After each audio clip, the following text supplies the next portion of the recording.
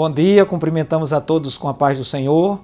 Louvamos a Deus pelo início deste segundo trimestre do ano de 2020, quando nesse espaço da Escola Dominical nós vamos estudar Igreja Eleita, remida pelo sangue de Cristo e selada, marcada com o Espírito Santo da promessa. O comentarista da lição desse trimestre é o pastor Douglas Batista, doutor em teologia, também licenciado em filosofia, além de pastor da Assembleia de Deus, Missões no Distrito Federal, de entre muitos outros títulos que ele tem. Dentro desse tema geral que nós estamos estudando hoje, para iniciarmos esse trimestre sobre a Igreja Eleita, nós vamos estudar hoje exatamente a carta aos Efésios, apenas a introdução, um panorama que fala de saudação aos destinatários. Queremos lembrar que nesse livro de apoio, ao lado da lição, esse livro é de apoio, que faz parte também do conteúdo da nossa escola dominical, o pastor Douglas Batista, ele não faz um comentário da epístola aos Efésios por completo, mas ele se utiliza de fragmentos e faz uma exposição da epístola para servir de subsídios aos estudiosos da palavra de Deus. O objetivo geral dessa primeira lição é mostrar o propósito divino na epístola aos Efésios. Vamos apresentar, como já disse, um panorama, porque essa carta aos Efésios também é denominada de a coroa dos escritos de Paulo, pela excelência das revelações divinas que ela contém. Por exemplo, nela está completamente revelado o propósito eterno de Deus para a igreja por meio de Jesus Cristo. Essa carta também é considerada, reconhecida como a rainha das epístolas, porque ela contém um resumo da pregação do apóstolo Paulo e do evangelho anunciado pelo Senhor Jesus Cristo.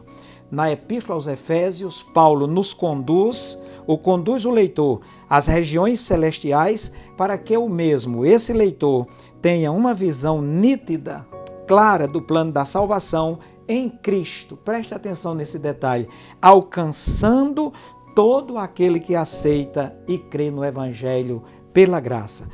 Nós temos o primeiro tópico da lição, que fala de autoria e data, o segundo fala dos destinatários e o terceiro de propósito e mensagem. A autoria é de Paulo, Paulo apóstolo de Jesus Cristo, conforme era o costume da época, ele já se identifica, e as 13 epístolas escritas por Paulo, todas elas contêm a assinatura apostólica, nas quais Paulo se identifica por Paulo, o seu nome romano. É uma epístola ao lado de outras, como Filemon, Colossenses e Filipenses. Essa epístola foi escrita na prisão.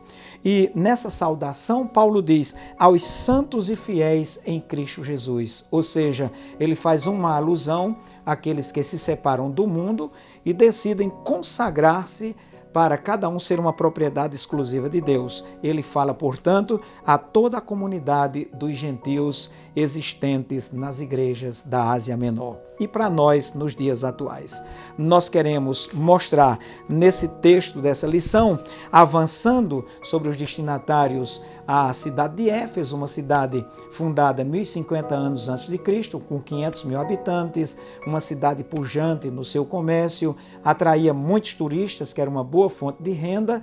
Dentre esses turistas, muitos compareciam para o turismo religioso, onde se vendia muito nichos, ou seja, grutas, pequenos templos de prata da poderosa deusa Diana, ou Artemis na mitologia grega, Diana na mitologia romana, e ela era tão importante que o templo de Diana, com quase 10 mil metros quadrados, era uma das 7 maravilhas do mundo antigo. A igreja que estava em Éfeso, instruída por Paulo, era uma igreja que tinha alicerce e firmeza espiritual, alicerce teológico. Paulo, durante quase 3 anos, ou por 3 anos, ensinou naquela igreja. Ele encontrou lá 12 apóstolos e os convidou a receber o batismo no Espírito Santo, evangelizou os judeus na sinagoga e ali em Éfeso, apesar de toda a religiosidade, Deus usou Paulo poderosamente, tanto na pregação da palavra de Deus, como na realização de milagres, além da expulsão de demônios, porquanto a Bíblia diz que os próprios lenços e aventais de Paulo, quer dizer, num contexto religioso, num contexto místico, a mensagem da palavra de Deus chegou poderosa, porque o Evangelho é o poder de Deus. E eu posso dizer com muita convicção que a cidade de Éfeso, à época, era apenas uma fotografia resumida, 3x4, usando a linguagem fotográfica, do que nós vemos no mundo atual. O mundo atual é uma fotografia ampliada do que acontecia em Éfeso. É um mundo místico, é um mundo religioso e distante de Deus. Queremos nos ater ao terceiro tópico dessa lição, que fala do propósito e mensagem dessa carta do apóstolo Paulo aos Efésios. O propósito principal era mostrar aos povos convertidos que praticavam religiões de mistérios e magia e que agora se reuniam com os crentes que Cristo está no controle do universo, porque o misticismo deles atribuíam a outros deuses o controle de todas as coisas. Então Paulo mostra isso nessa carta quando escreve no primeiro capítulo, versículos do 20 ao 22. O 22 diz que ele está, Jesus, acima de todo principado, toda potestade, todo poder e domínio, e ainda mais, acima de todo nome que se possa referir, não só naquele século, mas nos séculos vindouros. Outro propósito da carta é mostrar que os cristãos agora salvos e dantes numa vida errada, numa vida imoral, eles tinham que adotar um novo padrão de vida em Cristo. Destaca também o zelo com a unidade, mostrando que judeus e gentios formam a igreja do Senhor. A mensagem gira em torno de duas temáticas. A primeira, Jesus Cristo a cabeça, Jesus Cristo o principal, e a segunda, a igreja, o corpo de Cristo na terra. E essas temáticas, numa abrangência maior, elas ainda se desdobram na consumação do plano eterno de Deus, na pessoa de Jesus Cristo, no ministério abrangente e promissor do Espírito Santo da promessa, a atuação do Espírito Santo como Senhor e selo na experiência da salvação, a atuação do Espírito Santo como sabedoria e revelação, capacitando o crente a ter intimidade com Deus, e por meio do Espírito Santo, Paulo mostrando que Deus habita na igreja.